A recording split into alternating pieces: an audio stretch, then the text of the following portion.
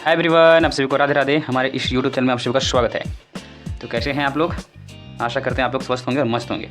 आज हम लोग इसी अपने लेक्चर में क्लास 10 का जो मॉडल सेट आया है उसको हम लोग जितना सारा ऑब्जेक्टिव क्वेश्चन है उसको कंप्लीट करने का प्रयास करेंगे। भाई छोटा सा वीडियो है, हम लोग हर एक क्वेश्चन को कॉन्सेप्ट के थ्रू हम लोग समझने का प्रयास करेंगे। एक का क्वेश्चन ये कौन सा है, तो झारखंड सरकार का है, मॉडल सेट फर्स्ट है। ठीक है, ये मॉडल सेट फर्स्ट का है, हम आज ऑब्जेक्टिव करने वाले हैं।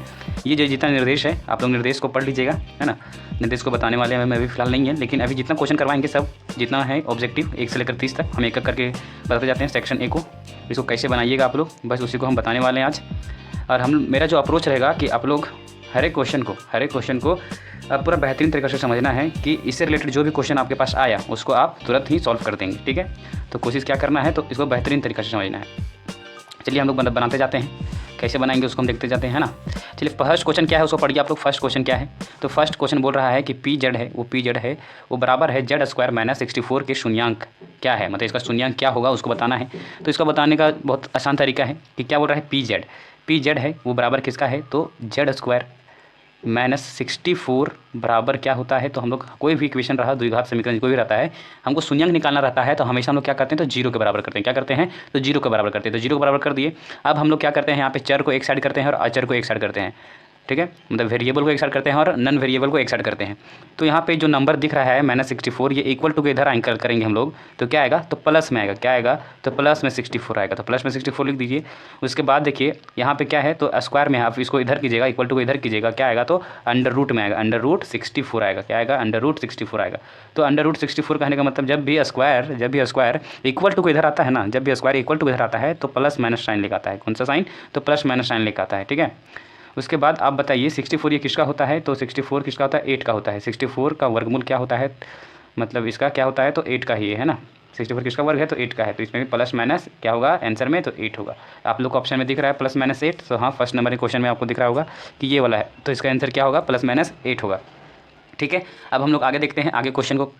ठीक है, आगे क्वेश्चन क्या है, बोल रहा है दिए गए बिंदु, है ना, दिया गया बिंदु है, क्या है, P 0,6 है, बिंदु Q 7,0 है, बिंदु R 5,0 है, में से कौन बिंदु कक्ष x के प्रतिच्छेदित करता है, मतलब कौन सा x को प्रतिच्छेद करता है, मतलब कि x एक्सिस को कौन सा बिंदु प्रतिच्छेद करता है।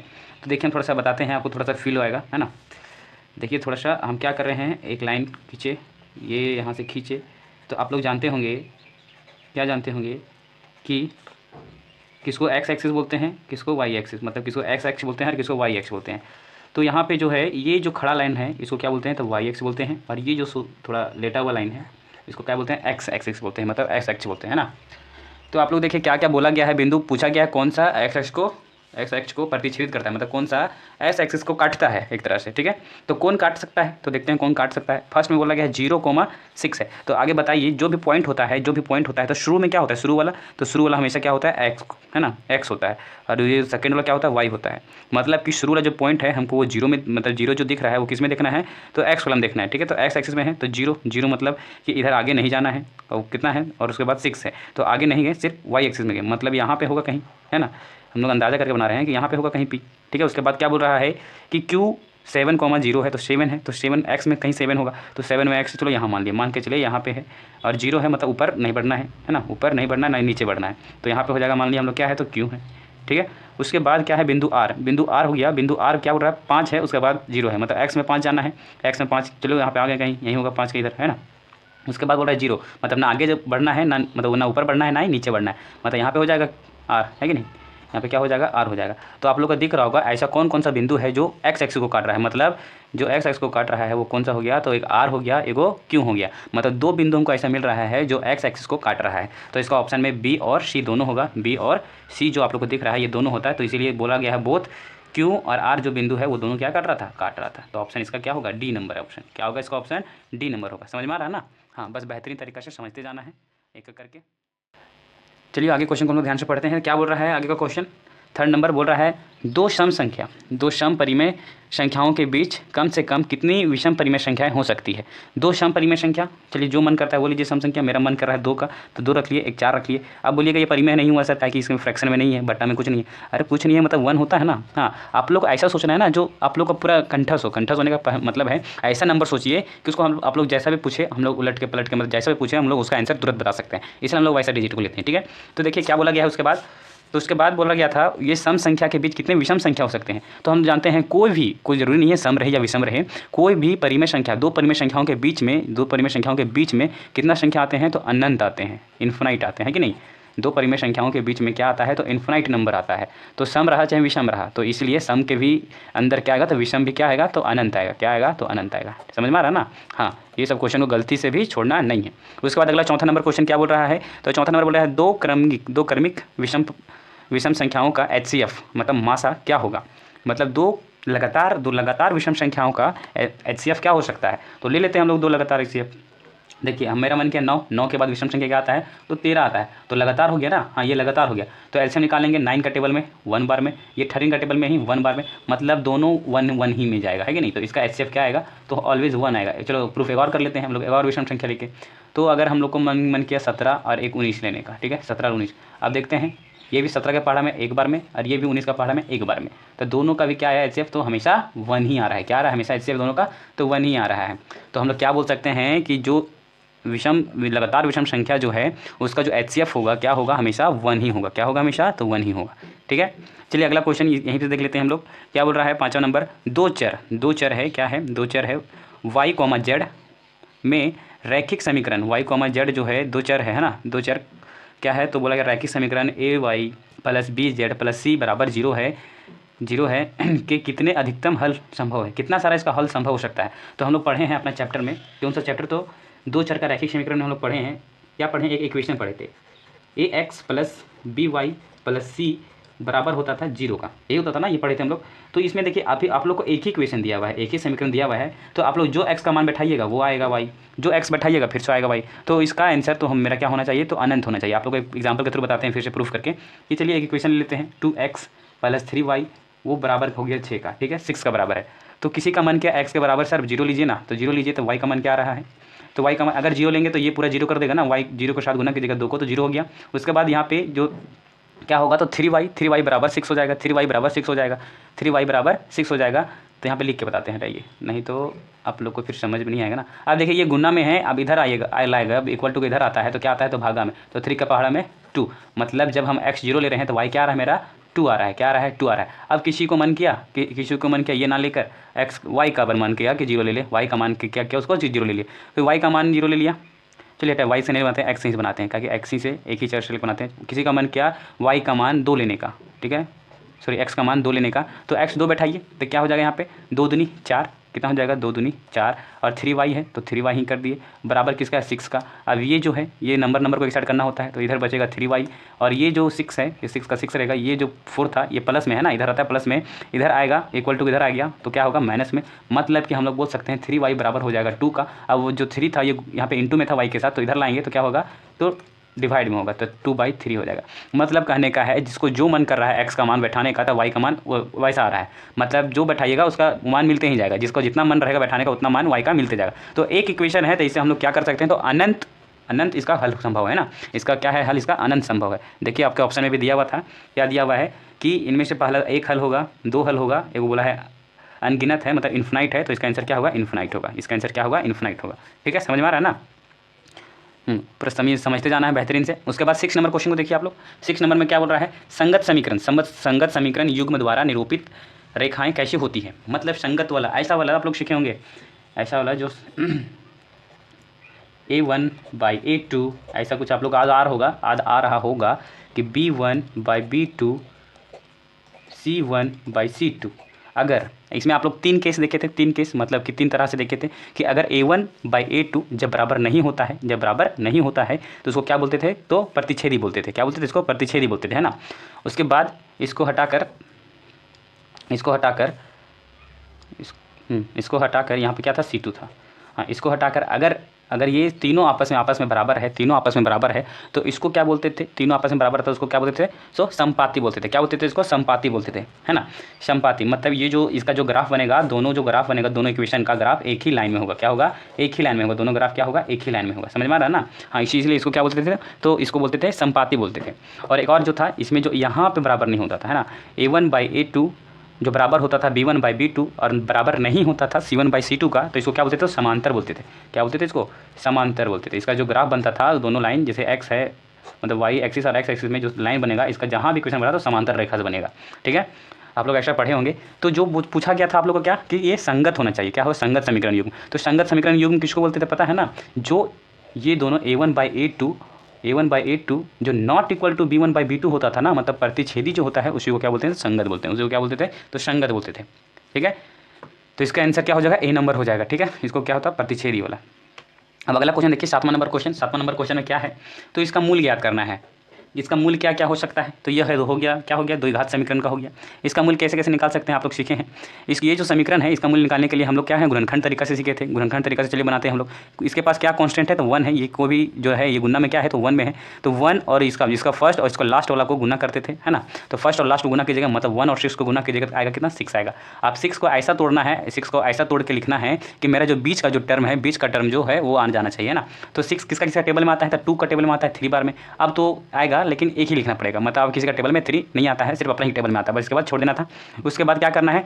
2 और 3 के सहायता से क्या हम लोग करें? जो -5 आ जाए। तो हम लोग जानते हैं कि 2 और जब 3 को जोड़ते हैं तो क्या होता है? तो 5 मिलता है।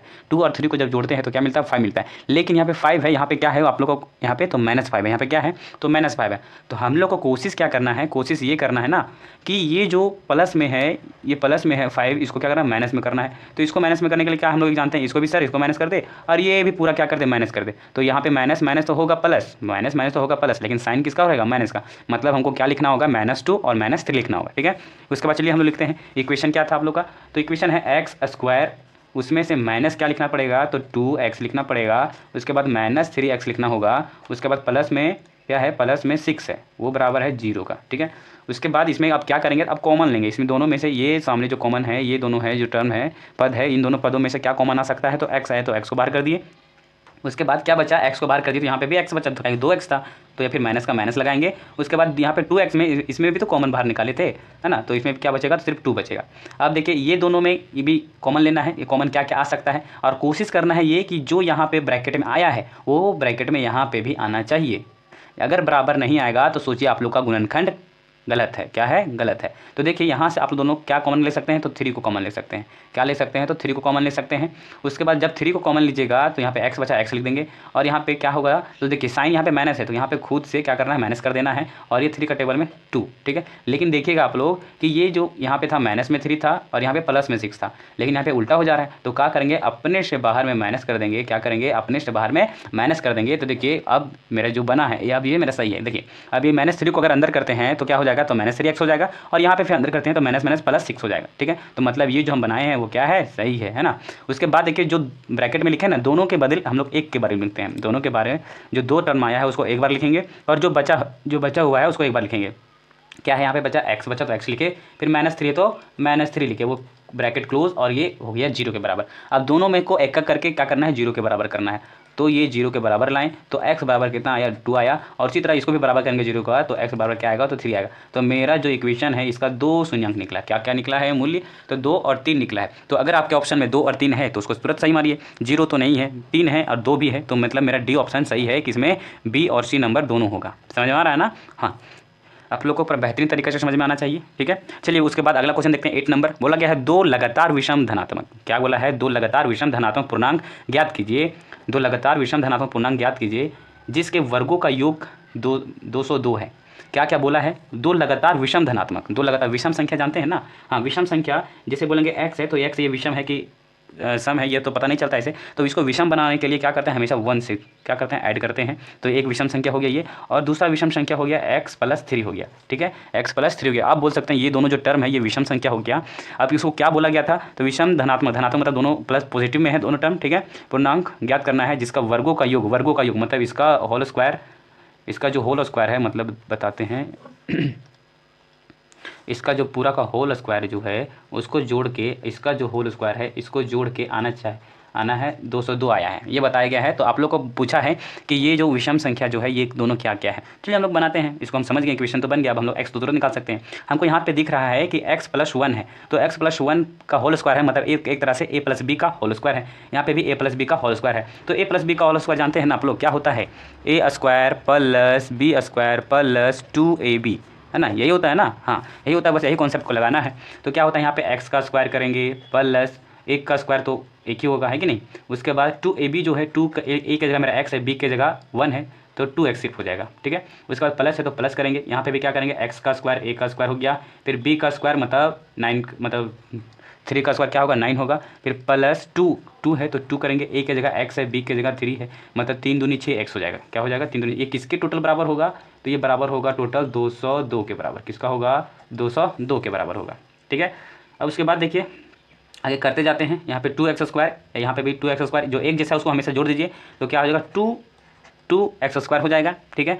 यहाँ पे भी 1 है और यहाँ पे 9 है, मतलब टोटल नंबर कितना हो गया 10 हो गया, ठीक है। आगे हम लोग x को लिख लेते हैं, ठीक है, उसमें अरेंज फॉर्म में लिखना है।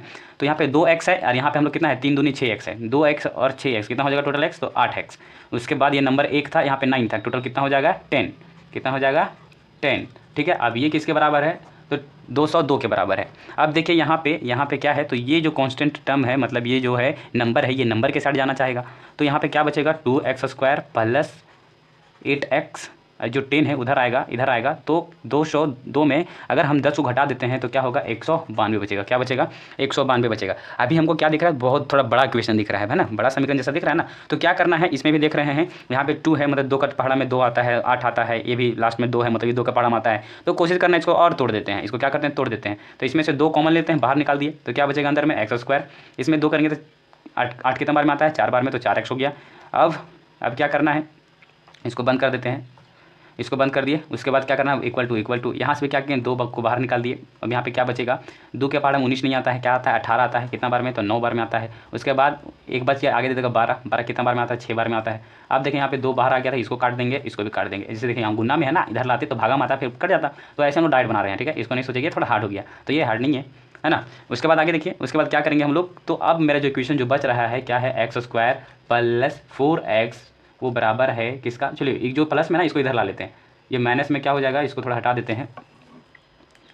तो ये जो है इसको, तो क्या क्या बचेगा आप लोग के पास, तो यहाँ पे क्या है 4x था तो 4x लिख देंगे, ठीक है 4x।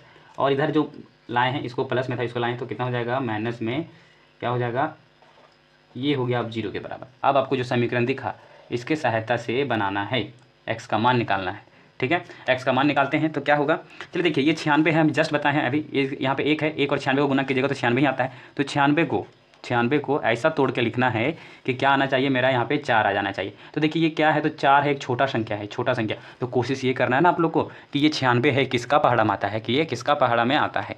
तो चलिए 4 दिख रहा है ना हमको, तो 4 दिख रहा है तो तुरंत हम चलिए 4 के पहाड़े से ही ले लेते हैं। क्या करते हैं 4 के पहाड़े से ले लेते हैं। तो 4 के पहाड़े में आता है 9 नहीं आता है, 8 आता है, कितना बार में, तो 2 बार में आता है, कितना बार में आता है 2 बार में आता है। फिर जो 8 आया, फिर 9 में से 8 ले लिए तो कितना बच गया, 1 बच गया, 1 आगे वाला दे देगा तो 16 हो जाएगा। तो 16 कितना में आता है, तो 4 चौके 16 होता है। फिर से 4 के पहाड़ हम ले रहे हैं, कितना बार में, तो 6 बार में, कितना बार में, तो 6 बार में। कोई दिक्कत यहाँ तक आप लोग को समझने में। 4 का पहाड़ में 4 5 20, 4 6 24 होता है कि नहीं। फिर 6 आया, अब 3, अब 2। अब क्या करना है, 4 4 3 और 2 है, इसके सहायता से हमको क्या करना है, लाना है कितना है, तो 4 लाना है। लाना कितना है, तो 4 लाना है। तो देखिए अगर हम ये दोनों को गुना करते हैं कितना हो जाएगा 12, और ये जो ऊपर नीचे इसको गुना करते हैं कितना हो जाएगा 8। मतलब 12 और 8 को अगर हम लोग घटाते हैं तो कितना आता है, तो 4 आता है। तब मतलब कि हमको 12 और 8 को घटा के लिखना होगा। क्या करना होगा, 12 और 8 को घटा के लिखना होगा, ठीक है। इसको थोड़ा ऊपर लोग इरेज करके आप लोग बताते हैं, है ना। हम ऐसा इसलिए बता रहे हैं ना कि इससे रिलेटेड आप लोग को क्वेश्चन पूछा तो छूटना नहीं चाहिए। क्या करना है, छोड़ना नहीं है, इसीलिए इतना बता रहे हैं। आप लोग का एक शॉर्ट ट्रिक भी बताएंगे कि इसको तुरंत कैसे बना लेंगे क्वेश्चन को, ठीक है। इतना सॉल्व करना नहीं है, टाइम आप लोग को बचाना है, इसको ट्रिक भी बताएंगे। लेकिन एक लॉन्ग वाला भी पता रहना चाहिए, तभी शॉर्ट मज़ा आता है, ठीक है। देखिए उसके बाद क्या है, तो हम लोग को क्या करना है, जो इक्वेशन था ये द्विघात समीकरण जो है इसको एक बनाना है। तो क्या है x², ठीक है। ये प्लस में अब क्या करना है, 12x लिखना होगा, उसमें से घटाना क्या होगा, तो 8x को घटाना होगा, और यहाँ पे माइनस क्या है तो 96 है, ये बराबर हो गया 0। अब ये दोनों से में कॉमन क्या है तो x है, तो x को बाहर कर दिए और यहाँ पे अंदर क्या बचा प्लस में 12 बचा। उसके बाद इसमें भी क्या है तो 8 को कॉमन ले लेंगे ना, तो अंदर में क्या बचेगा x बचेगा। अब ये जो 8 है ये दोनों माइनस में, तो लो तुम भी माइनस, अब अंदर में क्या बचेगा तो प्लस बचेगा, ये भी कितना बार में 12 बार में। अब ये बराबर हो गया 0 का। अब ये दोनों में से सेम टर्म को एक बार लिखते हैं, सेम पद जो आया है उसको एक बार लिखे। उसके बाद जो क्या बचा x बचा और ये है x माइनस 8 बचा, इसको लिख दिए। अब बराबर 0। अब यहाँ से निकालेंगे तो x का 2 वैल्यू आएगा, एक -12 आएगा और एक क्या आएगा 8 आएगा। x के बराबर क्या आएगा 8 आएगा। तो अब दोनों में से किसको लेना है तो जो पॉजिटिव है उसको लेना है, दोनों में जो पॉजिटिव है उसको लेके बनाते हैं हम लोग, ठीक है। क्या माने हैं, माने क्या है तो x+1 माने थे, क्या माने थे वो पद को x+1 माने थे। तो 8 और 1 जोड़िएगा कितना हो जाएगा 9, तो मतलब ये को यहाँ पे 9 मिल गया हमको।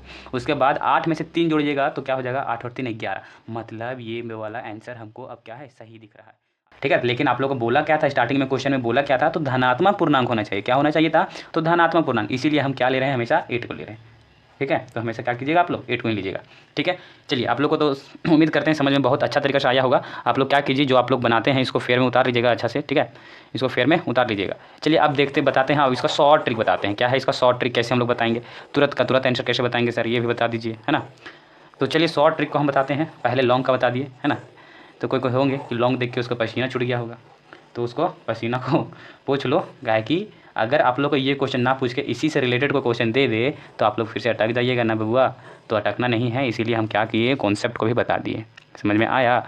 चलिए ठीक है, देखिए आप तुरंत आंसर कैसे बता सकते हैं। देखिए क्या बोल रहा है, दोनों का वर्गों को जोड़कर कितना आना चाहिए था तो 202 आना चाहिए था। तो देखिए इसका वर्ग आगे, लेकिन हाँ वर्ग को याद रहना चाहिए। 15 का वर्ग होता है 225, तो 225 तो मैक्सिमम जा रहा है, मतलब ये तो खत्म कहानी इसका, ठीक है।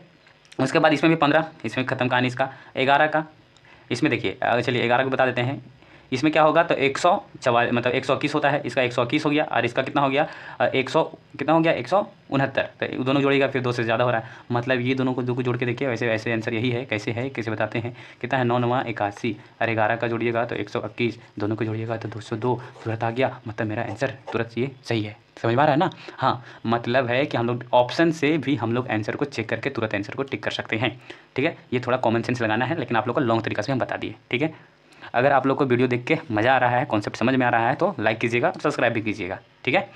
चलिए ठीक है, अब हम लोग आगे क्वेश्चन को देखते हैं। 9 नंबर क्वेश्चन क्या बोल रहा है, निम्नलिखित में से कौन एपी समांतर श्रेणी में नहीं है, कौन सा एपी में नहीं है। तो हम लोग समांतर श्रेणी के बारे में जानते हैं, एपी के बारे में जानते हैं। क्या जानते हैं एपी के बारे में, समांतर श्रेणी उसको बोलते हैं जिसका सौर अंतर मतलब डी क्या होना चाहिए, समान होना चाहिए। समान मतलब बराबर, है ना। सौर अंतर क्या होना चाहिए, बराबर। सौर अंतर देखते हैं, सौर अंतर क्या होता था, सौर अंतर डी बराबर हम लोग जानते हैं क्या होता है A2 - A1 या फिर A3 - A2, मतलब उसके बाद वाला टर्म को उसके पहले टर्म से घटाते हैं, उसी को बोलते हैं डी, तो सौर अंतर बोलते हैं, ठीक है।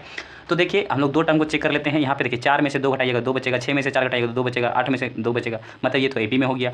और यहाँ पे भी यहाँ का डिफरेंस कितना है 8 है, यहाँ पे भी 8 है, यहाँ पे भी घटाइएगा 25 में से 7 मतलब 17 घटाइएगा कितना बचेगा 8 ही बचेगा। यहाँ पे भी देखिए सौर अंतर कितना है तो 4 का है, यहाँ पे भी कितना है तो 4 का है, मतलब हम यहाँ पे देख रहे हैं ये तीनों तो हो गया और नहीं होगा कौन, यही नहीं होगा, उसको भी चेक करके देख लेते हैं वैसे, है ना। यहाँ पे 3 सौर अंतर है, यहाँ पे उसके बाद कितना हो गया, यहाँ पे 5 हो गया, यहाँ पे फिर आगे और हो गया, मतलब ये सौर अंतर इसका अलग अलग आया है, मतलब आंसर यही है कि ये जो आंसर है वो एपी में नहीं है। समझ में आया। हाँ क्वेश्चन देखिए क्या बोल रहा है, इसका 28वां पद याद करना है। 28वां पद तो बहुत आसान है, कोई भी पद पूछे, है ना।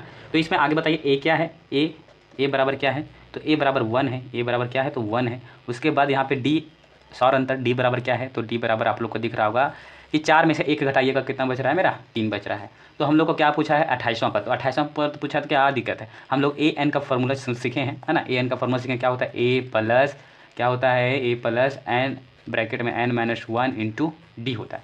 अगर ये फार्मूला याद रहा तो कोई भी पद पूछा हमको तो उसका भी आंसर हम लोग क्या करेंगे तो आराम से पूरा स्थिर से, है ना, पूरा मजे के साथ बता सकते हैं। ए एन बराबर फार्मूला क्या है तो ए एन बराबर फार्मूला है आप लोग का, ए एन बराबर होता है ए प्लस ब्रैकेट में n-1 इंटू डी होता है कि नहीं। हाँ तो ये फार्मूला होता है। तो आप लोग को कौन सा पद पूछा है तो पूछा है 28वां पद, तो 28वां पद पूछा है मतलब n के जगह हम लोग क्या बैठा देना है 28 बैठा देना है, तो बैठा देते हैं 28, है कि नहीं, जो आएगा उसे देखते हैं। तो एक का मान हम लोग निकाले 1 होता है, n-1 है, मतलब 28 में से 1 घटाइएगा क्या बचेगा 27 इंटू क्या है तो d है, तो d की जगह 3 है, ठीक है। अब यहाँ पे क्या करना है, अभी तुरंत यहाँ पे जोड़ नहीं दीजिएगा, क्या करना है तो गुन्ना करना। आप लोग बोर्ड मास में सीखे हैं ना, प्लस से पहले क्या गुन्ना को वैल्यू देना है, तो गुन्ना को करना है आगे। तो 1 है तो 1 लिख देते हैं, फिर 27 को 3 से कीजिएगा तो क्या आएगा तो 27 को करते हैं 3 से गुन्ना, तो 7 या 21, हाथ में बचा 2, छः, छः और 2 8, मतलब कितना हुआ 81, 81 हुआ। अब 81 में से एक जोड़िएगा तो कितना हो जाएगा 82। मतलब अगर हम लोग का आंसर 28वां पद वाला 82 कहीं दिख रहा है तो आंसर नंबर सी दिख रहा है, तो उसको तुरंत हम लोग क्या करेंगे, टिक करेंगे। मतलब इसके लिए बेसिक फार्मूला याद रहना चाहिए, ए एन बराबर वाला, है ना। ए एन बराबर क्या होता है, ए प्लस ब्रैकेट में n - 1 इंटू डी होता है, ठीक है। अब आगे देखिए, आगे क्वेश्चन क्या बोल रहा है, 11वां नंबर क्वेश्चन है। बोल रहा है दो समरूप त्रिभुज है का क्षेत्रफल का अनुपात। दो समरूप त्रिभुज है, कोई भी समरूप त्रिभुज हो रहा है, क्षेत्रफल का अनुपात है, ठीक है। कोई भी समरूप त्रिभुज है, ठीक। समरूप करने के लिए क्या क्या चाहिए, तो हम लोग को क्या क्या होता है, उसका संगत भुजा का अनुपात जो होता है, भुजाओं का अनुपात जो क्या होता है, मतलब अनुपात समानुपाती होना चाहिए, भुजाओं का अनुपात समानुपाती होना चाहिए। और जो कोण होता है वो क्या होता है, तो बराबर होता है, उसी को क्या बोलते हैं, समरूप बोलते हैं। याद है ना आप लोग को। हाँ, तो इसमें क्या बोला है ना कि इसका जो क्षेत्रफल है, मतलब इसका जो अंदर का भाग है, इसका जो क्षेत्रफल है, तो इसका क्या बोल रहा है, ये अनुपात 16 दे दिया है फर्स्ट का, अरे वो क्या 81 दिया है, ठीक है। तो बोल रहा है तो उसकी संगत भुजाओं का अनुपात, यानी इसका भुजा क्या क्या होगा सो बता पूछ रहा है आप लोग को। तो पूछ रहा है तो बता देंगे हम लोग, है ना। तो क्या बोल रहा है, 16 क्या है और 81 है, 16 और 81 है। तो 16 और 81 के साथ क्या करे कि करना है तो दोनों साइड करना है, ठीक है, समरूप है ना, तो करना है तो दोनों साइड क्या करे, जो मेरा इतना सारा ऑप्शन है ना उसमें से आ जाए। तो अगर देखिएगा कि दोनों साइड अगर हम लोग रूट करते हैं तो अगर देखिए नंबर देख के हम लोग को पता कर लेना है कि 16 किसका होता है, तो 4 का होता है, 81 किसका होता है, तो किसका होता है, तो 9 का होता है। तो कहीं भी हमको ऑप्शन दिखा 4:9 है, वो आंसर मेरा क्या होगा, तुरंत सही कर देना है, मतलब वो आंसर मेरा सही होगा। बोल रहा है समचतुर्भुज के विकर्ण 12 सेंटीमीटर और 16 सेंटीमीटर हैं, जिसके प्रत्येक भुजा की लंबाई क्या होगी। समचतुर्भुज आधा किसी को, समचतुर्भुज किसको क्या होता है कि जिसकी सभी भुजा क्या होती है, आपस में बराबर। कोई ज़रूरी नहीं है कि इसका कोण क्या होगा, 90 डिग्री होगा, है ना, लेकिन हाँ सभी भुजा बराबर होता है, उसी का बोलते हैं तो समचतुर्भुज बोलते हैं, ठीक है। इसमें बोल रहा है ना कि ये दोनों जो विकर्ण है, इसका जो दोनों विकर्ण है आपस में क्या है, तो बराबर है, आपस में, सॉरी विकर्ण बराबर नहीं बोला है, आप लोग को बोल रहा है विकर्ण का लंबाई दिया हुआ है ना, विकर्ण का लंबाई दिया हुआ है आप लोग को, क्या है, 1:16 है। लाइन मेरा टेढ़ा क्यों हो जा रहे हो, लाइन को अच्छा से होना है ना, तब ना बच्चे लोग समझेंगे अच्छे से। अब सही है, ठीक है। तो एक बोल दिया है ना, एक कितना है, तो हम 16 सेंटीमीटर है, ये क्या बोला है, हम 16 है। और एक बोल दिया है कि हम ज़्यादा नहीं है, कितना है, 12 है, कितना है, तो 12 सेंटीमीटर, ये भी क्या है, तो सेंटीमीटर। तो इसमें क्या पूछ रहा है, ये भुजा का अनुपात, मतलब इसका नाम दे देते हैं, आप लोग नाम से अच्छा पहचानिएगा। ए बी है, यहाँ पे सी है और यहाँ पे डी है। तो पूछ रहा है ए बी क्या होगा, या फिर बी सी क्या होगा, या फिर सी डी, दोनों मतलब चारों तो भुजा बराबर है ना, तो एक भुजा अगर निकाल लेते हैं तो सब भुजा तो बराबर ही है, तो कोई भी हो सकता है कि नहीं। तो क्या करना है यहाँ पे, हम लोग कैसे निकाल सकते हैं, तो आप लोग एक प्रॉपर्टी पढ़े होंगे। प्रॉपर्टी कहने का मतलब है एक समचतुर्भुज का एक विशेषता पढ़े होंगे कि जो समचतुर्भुज होता है ना, आपस में सब लंब होता है, मतलब लंब समद्विभाजक होता है, मतलब कि लंब भी होता है और ये इधर बराबर होगा, इसके साइड ये वाला बराबर होगा, इसके साइड बराबर होता है, तो लंब समद्विभाजक हो गया, है ना। लंब भी है, मतलब 90 डिग्री कोण भी आपस में चारों बना रहा है, और जो है ये बराबर बराबर भाग में बांट भी रहा है। तो ये 16 है तो मतलब ये कितना होगा, 8 होगा, और ये पूरा 12 है तो ये कितना होगा, यहाँ से लेकर यहाँ तक, तो ये 6 होगा, कितना होगा, तो 6 होगा, ठीक है। तो देखिए यहाँ से लेकर ये जो मेरा बी, यहाँ पे नाम देते हैं ओ, बी ओ सी जो है, ये त्रिभुज जो दिख रहा है, कौन सा त्रिभुज, तो बी ओ सी जो है वो कौन सा त्रिभुज दिख रहा है हमको, तो ये समकोण त्रिभुज दिख रहा है। तो समकोण त्रिभुज दिखा, मतलब कहने का है कि ये जो हो गया, ये लंब हो गया, एक आधार हो गया, लंब और आधार, तो ये मेरा बचा क्या, विकर्ण बचा। तो इसको हम लोग पाइथागोरस से हम लोग इसको क्या कर सकते हैं, तो निकाल सकते हैं। तो पाइथागोरस क्या होता है, वो याद रहना चाहिए, है ना। तो कर्ण बराबर होता है, मतलब कि इसके अनुसार, ये त्रिभुज के अनुसार हम लोग का जो कर्ण है वो क्या होगा, तो बी सी जो बराबर होगा अंडर रूट, स्क्वायर में होता है ना, तो अंडर रूट इधर किए तो अंडर रूट में क्या होगा, तो ओ बी होगा का होल स्क्वायर, है ना, प्लस ओ सी का होल स्क्वायर। तो आपके पास ओ बी कितना है, तो 8 है, तो 8 का स्क्वायर 64 अंडर रूट में जाएगा, ठीक है। उसके बाद ये 6 है, तो 6 का होता है 36, अब दोनों का आपस में जोड़िएगा आएगा 100। अब ये क्या हो जाएगा, 100 किसका होता है, तो 10 का होता है, 100 किसका होता है, तो 10 का। तो 10 सेंटीमीटर आप लोग को ऑप्शन में दिखा भुजा कोई क्या, तो हाँ सर हमको तो दिख गया, ये सी नंबर तो है। तो 12वां नंबर का क्या होगा, तो सी नंबर होगा। कैसे होगा आप लोग को पता चल रहा है ना। हाँ, ये दो अक्षों मतलब दोनों एक्सिस जहाँ पे कटता है या फिर मिलता है उसको क्या बोलते हैं, ये बिंदु को क्या बोलते हैं, तो मूल बिंदु बोलते हैं। क्या बोलते हैं, ओरिजिन या फिर मूल बिंदु, क्या बोलते हैं इसको, ओरिजिन, जिसको हिंदी में बोलते हैं मूल बिंदु। तो मूल बिंदु दिखा, तो आंसर हो जाएगा। बोल रहा है वाई अक्ष में अक्ष से 8 इकाई युग्म और एक्स अक्ष पर एक बिंदु P स्थित है, ठीक है। तो वो बिंदु का निर्देशांक ज्ञात करना है। क्या क्या बोला है आप तो अच्छा से पढ़िए। बोल रहा है वो वाई एक्सिस में, वाई एक्सिस चलो यहीं इसी से बता देते हैं, वाई एक्सिस हो गया, ये एक्स एक्सिस हो गया। इसमें बोल रहा है कि वाई एक्सिस से 8 इकाई युग्म, 8 इकाई युग्म, ठीक है, और एक्स एक्सिस से कितना है बिंदु, तो एक्स एक्सिस पर बिंदु पी स्थित है, बिंदु पी एक्स एक्सिस पर स्थित है, एकर से 8 दूर है, 8 मीटर। एकर जो वाई से ना, वाई से कितना बोल रहा है, 8 यूनिट दूर है, ठीक है। उसके बाद बोल रहा है जो एक्स एक्सिस पर स्थित है, मतलब इसी में स्थित होगा ना, हाँ एक्स एक्सिस में ही स्थित है बिंदु, क्या है उसका बिंदु का नाम तो पी है, तो कोई दिक्कत नहीं है, इसका कोऑर्डिनेट बताना है। तो हम लोग क्या यहाँ से लेकर यहाँ तक मतलब क्या है, तो एक्स एक्सिस में ही गए हैं, तो एक्स एक्सिस मतलब 8 है कि नहीं, 8 बोला था ना, क्या बोला था, 8 तक दूरी गया था, तो 8 लिखे। उसके बाद ये एक्स एक्सिस पर ही बैठा हुआ है, मतलब वाई ऊपर या नीचे नहीं गया है, तो वाई 0, तो 8,0 आंसर है, आंसर तो है, तो आंसर ए नंबर हो जाएगा। 15 नंबर क्वेश्चन देखिए, ये तो बहुत आसान क्वेश्चन आप लोग को दिया है, त्रिकोणमिति का। क्या बोल रहा है, कॉस ए बराबर है, कॉस ए बराबर है किसका, तो बोल रहा है कॉस ए बराबर है 3/5 का, 3/5 का। कॉस मतलब जानते हैं कि क्या होता है, ऊपर ये जानते हैं ना, पंडित बद्री प्रसाद, पंडित बद्री प्रसाद हरे हरे भोले या फिर बम बोलते थे, है कि नहीं। तो शुरू में जो आता है उसको साइन में बोलते थे, ये क्या है, शुरू वाला साइन वाला है। उसके बाद ये सेकेंड वाला कॉस में है, और ये जो सेक में है वो मतलब जो ये है ये 10 में है, ये पी और बी है ये 10 में होता है, ठीक है। तो आप लोग को साइन ए बराबर सॉरी कॉस ए बराबर दिया हुआ है, तो कॉस ए मतलब क्या है, बी और एच का वैल्यू दिया हुआ है आप लोग को। तो बी कितना दिया हुआ है, तो 3 है, एच कितना दिया हुआ है 5 है। तो आप लोग को पी निकालना है ना, परपेंडिकुलर निकालना है, मतलब लंब निकालना है। तो लंब कैसे निकालिएगा, आप लोग को पाइथागोरस तो भूलना नहीं है, तो पाइथागोरस से हम लोग क्या निकाल सकते हैं, तो पी निकाल सकते हैं, ठीक है। तो पी स्क्वायर बराबर होगा H square minus B square, तो पी स्क्वायर हो जाएगा, ये एच कितना है, चलिए ये रूट ये 2 है, इसको इधर रूट में कर देते हैं, है कि नहीं। तो पी जो सॉरी जो एच स्क्वायर है, एच मतलब आप लोग कितना दिया हुआ है, 5 दिया हुआ है, 5 का स्क्वायर 25, उसके बाद है 3 का होता है 9, ठीक है। 25 में से 9 हटाइएगा कितना बचेगा, तो 16 बचेगा, कितना बचेगा 16, मतलब पी बराबर जो होगा ये 4 होगा, है ना। 16 किसका होता है, 4 ही ना होता है, हाँ 4 ही का होता है, ठीक है। उसके बाद देखिए, तो मेरा पी निकल गया, हम लोग को पूछा क्या है, तो पूछा है सेक ए, सेक ए क्या होता है, तो ये किसका उल्टा होता है, सेक ए, तो ये कॉस का ही उल्टा होता है, मतलब 5 देखिए बताते हैं आप लोग को, ये सेक क्या होता है, तो सेक बराबर आपको जानते होंगे ये कॉस का उल्टा होता है। तो कॉस को मैं जब पी बाई जो बी सॉरी बी बाई जो एच है, तो इसका क्या हो जाएगा एच बाई बी, तो एच बाई बी, तो आप लोग का एच कितना अभी है यहाँ पे कितना है, तो 5 है, और बी कितना है, तो 3 है, तो 5/3 होगा। हम इसको डायरेक्ट बता सकते थे, लेकिन ये इसका आंसर सी है, ठीक है। हम डायरेक्ट इसको बता सकते थे, लेकिन हम लोग ऐसा क्यों बनाए हैं, ऐसा क्यों किए हम लोग, तो आप लोग को कोई ज़रूरी नहीं है कि सेक पूछेगा तो इसी के लिए हम लोग रट जाएं, ठीक है। हम लोग को कोई भी अनुपात पूछा तो हम लोग इसको आगे ऐसा निकाल लेना है, उसके बाद उसको टिक करना है, इसलिए हम इसको ऐसा बनाएं। नहीं तो कोई होशियार बच्चे होंगे कि सर हम तो डायरेक्ट बता सकते थे, तो आप इतना क्यों कर रहे हैं, तो क्यों इसलिए कर रहे हैं बाबू, ताकि हम एक ही क्वेश्चन से हर एक क्वेश्चन को बताना चाह रहे हैं, समझे। चलिए ठीक है, अब हम लोग आगे देखते हैं। चलिए अब हम लोग आगे क्वेश्चन देखते हैं। 16 नंबर क्वेश्चन क्या है, ब्रैकेट में है सेक ए प्लस 10a ब्रैकेट क्लोज है, फिर इनटू में है क्या है, तो 1 माइनस साइन ए बराबर है किसके बराबर है ना, तो किसके बराबर है उसको चेक कर लेते हैं।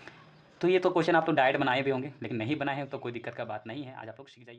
ये देखिए क्या है, तो सेक क्या है ना, तो सेक का है, तो देखिए इसको क्या करना है, तो सेक के बारे में जानते हैं कि ये किसका उल्टा होता है, तो कॉस का होता है, तो 1/cos से हो जाएगा, प्लस है तो प्लस, 10 किसका होता है, तो साइन बाई कॉस होता है, तो साइन बाई कॉस कर दिए, ठीक है। ए है तो ए लिखेंगे, थीटा रहेगा तो थीटा लिखेंगे, ब्रैकेट बंद है तो ब्रैकेट बंद कर दिए, फिर ब्रैकेट में है क्या है, तो 1 माइनस साइन ए है। हम लोग ऐसा क्यों कर रहे हैं, क्योंकि कोई भी क्वेश्चन को साइन कॉस में करके बनाना बहुत आसान होता है, इसीलिए जो सेक और 10 मिला उसको हम लोग साइन और कॉस में क्या किए, चेंज कर दिए। अब दोनों में से क्या करना है, एलसीएम अब भीम का जोड़ बन गया ना, नीचे कॉस मतलब कि नीचे सेम संख्या है तो ऊपर को से क्या करना है, जोड़ देना है, तो 1 प्लस साइन ए हो जाएगा ब्रैकेट में, और नीचे में लो तुम कॉस ए, ठीक है। ब्रैकेट को हटा दिए हैं जिसको देना है। उसके बाद देखिए इनटू में क्या है, 1 माइनस साइन ए है, 1 माइनस साइन ए है।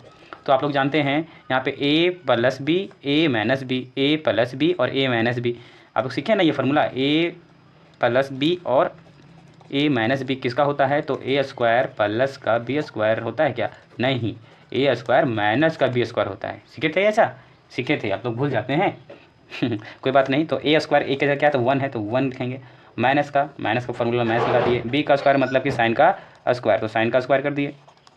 उसके बाद नीचे क्या है, तो नीचे है मेरा कॉस है तो कॉस लिख दिए, ठीक है। अब 1 माइनस साइन स्क्वायर ये किसका होता है, 1 माइनस साइन स्क्वायर ये किसका होता है, तो यहाँ पे बता रहे हैं 1 माइनस साइन स्क्वायर ये होता है किसका, तो कॉस होता है, कॉस स्क्वायर ये होता है। क्या आप लोग यहाँ से सीखेंगे, sine square theta plus cos square theta बराबर होता है 1 का। किसका होता है? 1 का। तो आप लोग यहाँ से ये चीज़ सीखे होंगे, ठीक है।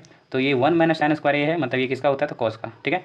और नीचे में क्या है मेरा? कॉस ही है, तो कॉस ए हो गया। यहाँ पे 1 2 है, स्क्वायर मतलब 2 होता है ना, एक स्क्वायर काटेंगे, एक कॉस काटेंगे, क्या बचा सिर्फ? तो कॉस बचा। तो कॉस ए जहाँ देखा हम लोग को आंसर, तो कॉस ए को सही कर देना, मतलब इसके लिए बी नंबर क्या होगा? आंसर सही होगा। बी नंबर क्या होगा इसका? सही होगा, ठीक है। अब आगे देखते हैं, क्वेश्चन देखते हैं। 17 नंबर क्वेश्चन क्या है? तो बोल रहा है यदि कोट ए बराबर 1 है तो ए का मान क्या होगा? मतलब थीटा का मान पूछ रहा है आप लोगों को, ए का मान पूछ रहा है। तो ये कोट किसका होता है? तो टेन का होता है। तो टेन थीटा जब 1 होता है, मतलब टेन थीटा बराबर 1 होता है, तो थीटा का मान क्या होता था? 45। याद है ना आपको ये सब? हाँ, ये थीटा क्या होता था? 45। मतलब कि मेरा कोट 45 होगा यहाँ 1। समझ में आया? नहीं समझ में आया तो फिर से देखिए क्या है। बोल रहा है कि ये जो कोट ए बराबर 1 है, ये यहाँ पे ए बराबर क्या होगा? तो हम जानते हैं कोट का ये किसका उल्टा होता है? तो टेन का होता है। तो हम लोग टेन ए बराबर भी 1 बोल सकते थे ना।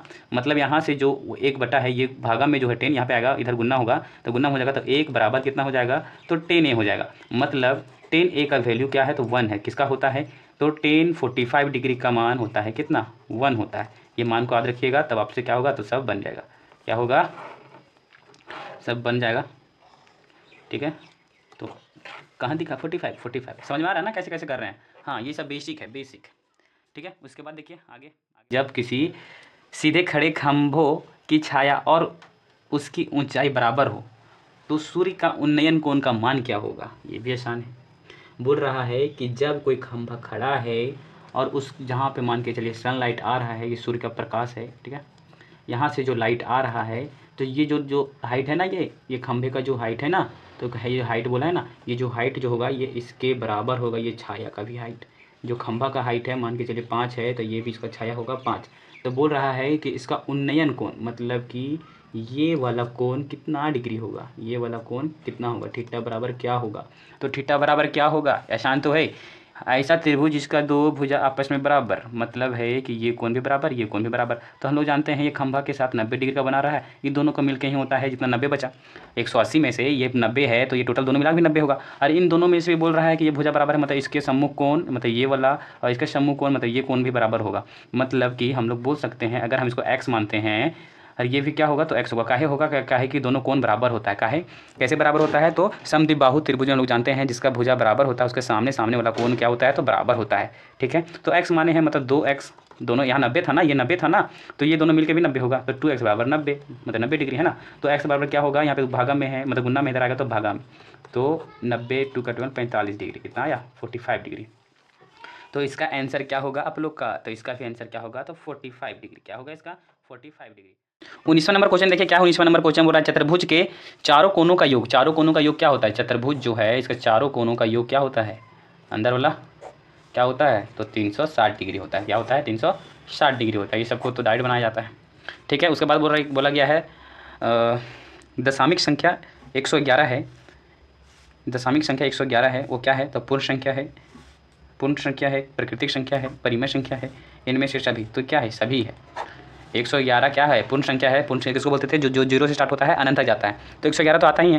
प्राकृतिक संख्या जो 1 से स्टार्ट होता है अनंत तक जाता है, उसमें भी तो आता ही है। परिमेय संख्या जिसको p/q के रूप में लिख सकते हैं, और q बराबर नीचे बराबर 0 ना होना चाहिए था, तो वो भी तीनों चीज़ तो बात हो ही रहा है। तो ये इनमें से क्या होगा? सभी होगा। उसके बाद 21वां नंबर क्वेश्चन को पढ़ते हैं। 21वां नंबर क्या बोल रहा है? किसी त्रिभुज ABC के दो भुजा AB और BC बराबर इतना है, तो तीसरा भुजा का मान संभव हो सकता है।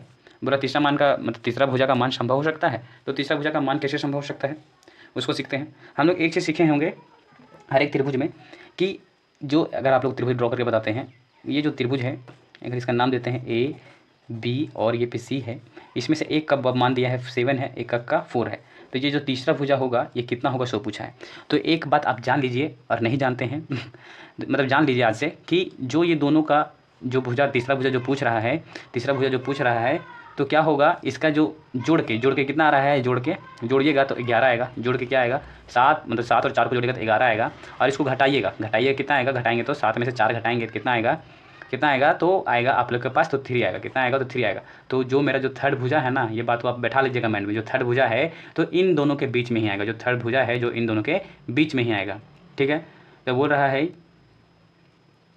इनमें से कौन सा है जो इन दोनों के बीच आएगा, मतलब इन दोनों संभव हो तो कौन सा भुजा हो सकता है? तो यहाँ पे 6 भी हो सकता है और 8 भी हो सकता है। तो इसका ऑप्शन नंबर डी होता है। ठीक है, ये बात याद रखिएगा। क्या करना है कि एक बार इसको जोड़ना है, कितना आ रहा है 11, एक बार घटाना है, कितना है 3 है। तो जो 3 और 11 है तो तीसरा भुजा इन दोनों अनुपात के बीच में आता है। ठीक है, क्वेश्चन देखिए जो बता रहे हैं आप लोग इसको नोट करते जाइएगा पूरा अच्छा तरीका से। अगर आप लोग को पूछा ऐसा क्वेश्चन तो छूटना नहीं चाहिए।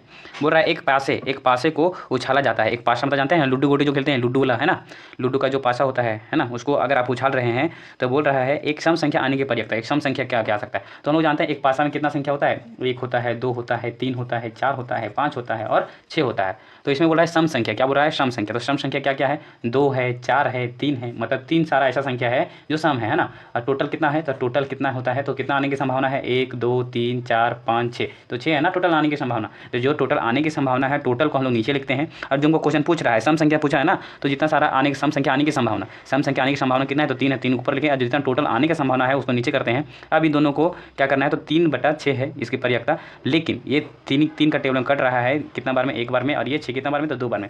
तो 1/2 होगा इसका पर्याप्तता। सम संख्या आने की पर्याप्तता क्या है, तो 1/2, मतलब इसका आंसर क्या होता है, बी नंबर इसका आंसर होता है। ठीक है, 23 नंबर क्वेश्चन देखिए आप लोग को क्या बोल रहा है, निश्चित होने वाली घटना की पर्याप्तता, मतलब ऐसा पर्याप्तता जो कंफर्म होगा, है ना, पूरी तरह, मतलब बोल रहा है श्योर वो होगा ही होगा। ठीक है, तो वो घटना की पर्याप्तता, कोई भी घटना होने की पर्याप्तता क्या है, कोई भी घटना होने की पर्याप्तता क्या होता है, हमेशा 1 होता है।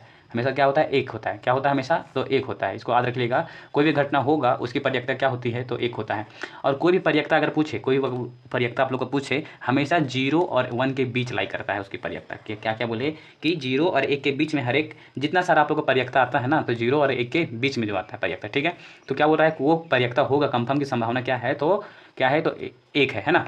फिर बोला गया है 24वां नंबर क्वेश्चन आप लोग का, एक पासा को उछाला जाता है, एक पासा को फिर से उछाला जा रहा है। फिर बोल रहा है 3 के गुणज, 3 के गुणांक है, 3 के गुणांक संख्या आने की पर्याप्तता क्या होगी, मतलब 3 की संख्या जो है उसका गुना में क्या आ सकता है। तो देखिए एक पासा में जस्ट बताए थे क्या क्या आता है, 1 आता है, 2 आता है, 3 आता है, 4 आता है और 5 आता है और 6 आता है। ठीक है, मतलब ये 6 चीज़ आ सकती है। उसमें से बोल रहा है 3 का गुणज, मतलब 3 से जो क्या होता है, 3 के पहाड़म आता है, मतलब 3 के पहाड़म आता है, 3 के पहाड़म 3 खुद आता है और 6 आता है, 3 के पहाड़म 3 आता है, खुद 6 आता है। तो कितना सारा आने की संभावना है, 2, और टोटल कितना है 6। तो 2/6 करता है 1 कितना भी आता है 3 बार में, तो 1/3 आप लोग का आंसर दिखा, तो तुरंत आंसर को सही कर देना है। ठीक है, ये सब क्वेश्चन में जान है रे, एकदम जान जहाँ नहीं है, आप लोगों को एकदम छोड़ना नहीं है, आप लोगों को पूरा 100 में 100 लाना है। ठीक है, बस अपने जोश को कायम रखिएगा।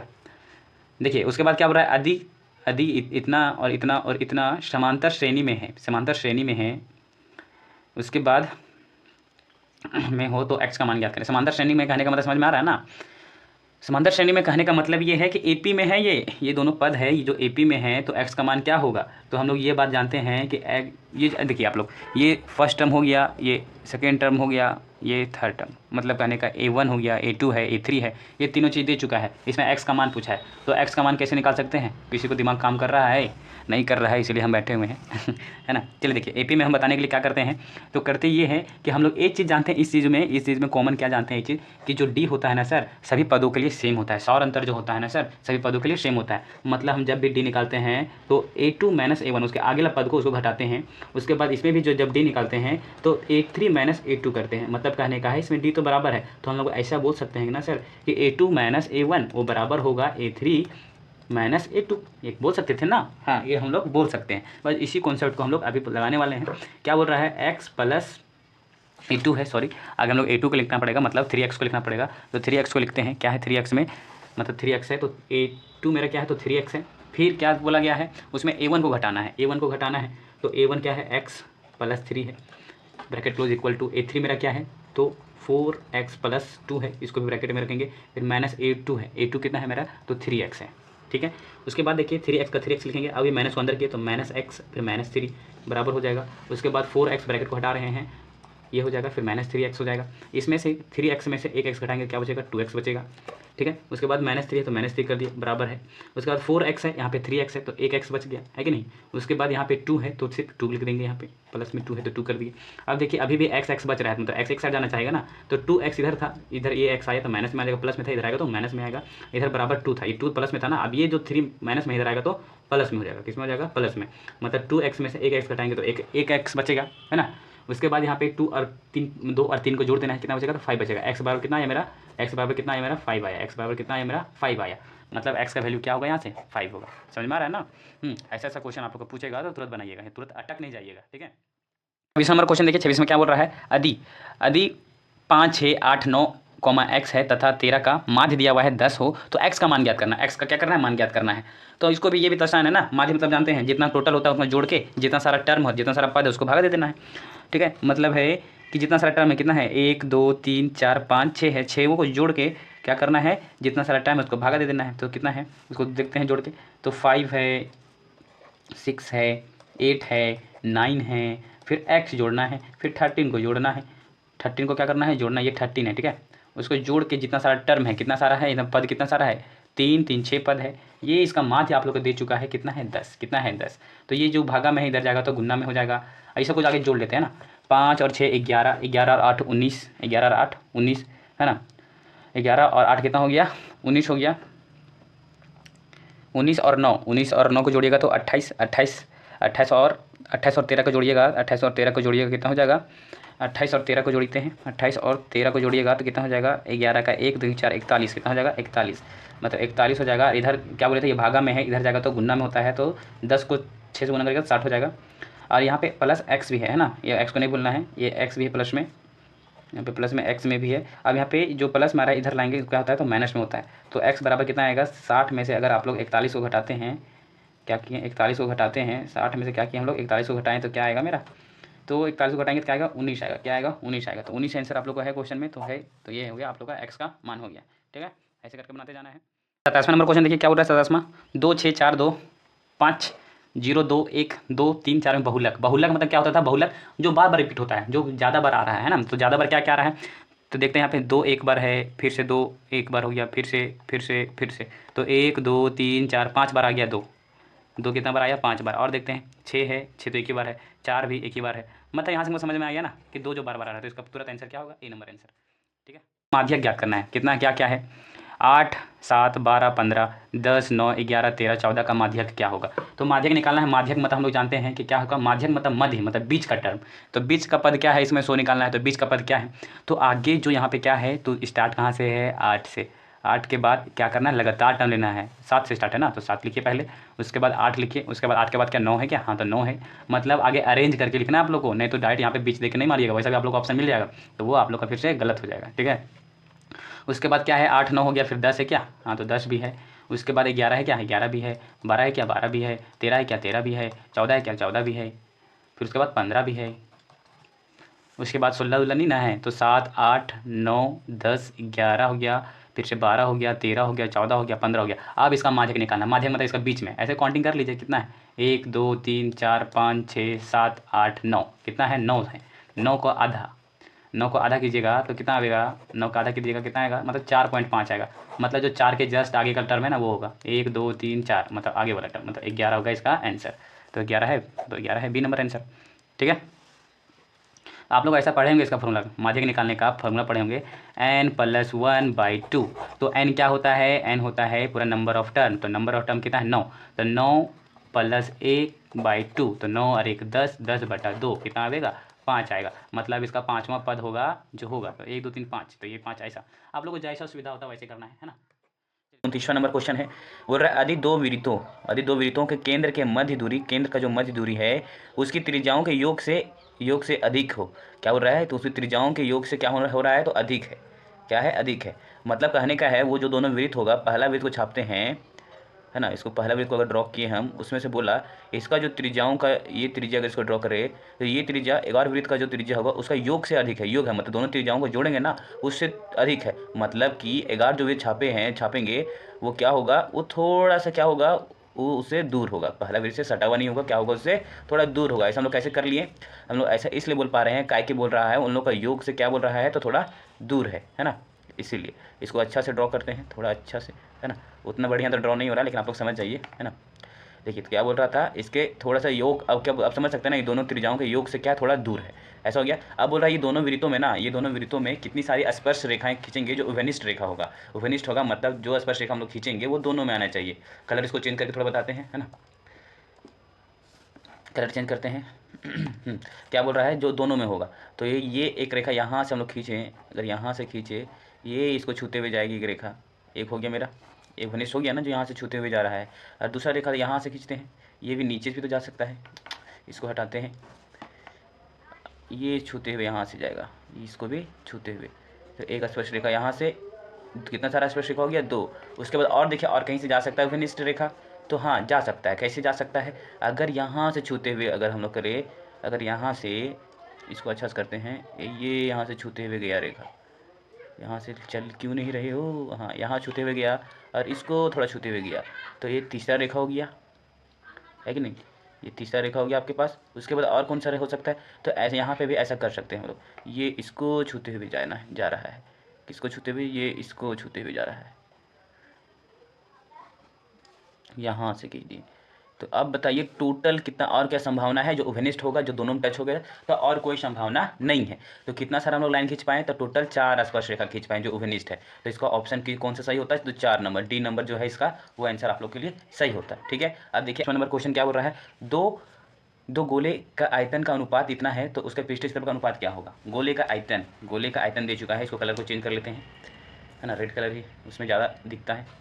चलिए देखिए क्या बोल रहा है, दो गोले का आयतन पता है ना आप लोग को, गोले का आयतन क्या होता था, तो 4/3 पाई आर क्यूब होता था। तो दो गोले का आयतन है, ठीक है, इसको R1 मान लेते हैं, एगो का अनुपात दिया हुआ है, अनुपात मतलब बटा में ही होता है कि नहीं, तो इन दोनों का अनुपात इसको R2 मानते हैं, इसका क्यूब दिया हुआ है, यहाँ से 4/3 कट जाएगा, पाई से पाई कट जाएगा, मतलब मेरा जो दिया हुआ है वो डिपेंड किस पे कर रहा है, तो R1 क्यूब पर और R2 क्यूब पर, R2 के ऊपर डिपेंड कर रहा है। मतलब ये 64 जो है और ये जो 27 है, ये किसका किसका क्यूब होता है, 64 किसका होता है, तो 4 का होता है ना, 64 4 ही ना होता है, हाँ क्यूब मतलब घन घन घन, 64 किसका घन होता है, 4 का, और ये 27 किसका होता है, 3 का। मतलब हमको पता चल गया कि R क्या है, तो 4 है और 3 है। और हम लोग को पूछा क्या है, पृष्ठ क्षेत्रफल, तो गोले का पृष्ठ क्षेत्रफल भी याद रहना चाहिए, क्या होता है पृष्ठ क्षेत्रफल, तो 4πr² होता है, क्या होता है 4πr², तो 4πr², इसमें R1 एक में R2, यहाँ पे भी 4 पाई कट जाएगा, यहाँ पे क्या फिर से रहा R1 और R2 का होल स्क्वायर, इसका भी R1 का होल स्क्वायर, तो मतलब 4 का होल स्क्वायर कितना होता है 16, और यहाँ पे नीचे कितना था R2 कितना है 3 है, तो 3 का होल स्क्वायर कितना होता है 9 होता है, तो मतलब 16:3 है कहीं, हाँ ऑप्शन सी नंबर है, मतलब इसका आंसर सी नंबर होगा। ठीक है, उम्मीद करते हैं, आशा करते हैं आप लोग को ये सेशन बहुत अच्छा लगा होगा आप लोग को वीडियो देखने में।